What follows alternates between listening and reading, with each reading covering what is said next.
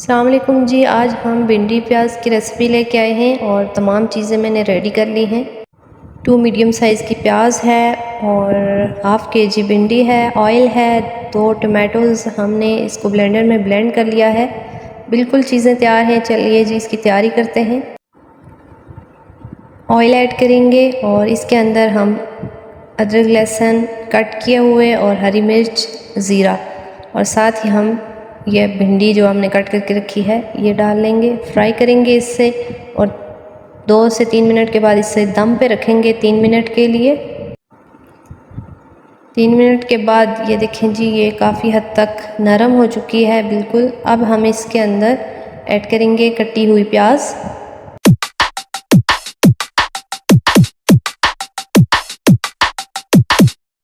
Mix कर लें इसे और प्याज को हमने ज़्यादा पकाना नहीं है। 1 मिनट के लिए हम इसे दम पे रखेंगे कवर करके। आज बहुत ज़्यादा गर्मी पड़ रही है, धूप लगी हुई है। दुआ करें कि बारिश हो जाए और मौसम अच्छा हो जाए। सावन का महीना चल रहा है, बारिश तो ज़रूरी है। तो चलिए जी 2 से 3 मिनट हो चुके हैं। अब देखते हैं जी ये बिल्कुल रेडी है। अब इसके अंदर हम मसाला जात में चिली पाउडर, टर्मरिक, धनिया पाउडर, धनिया और ज़ीरा मिक्स हमने ऐड किया हुआ है और नमक चूँकि भिंडी को फ्राई करते वक्त हमने ऐड कर लिया था।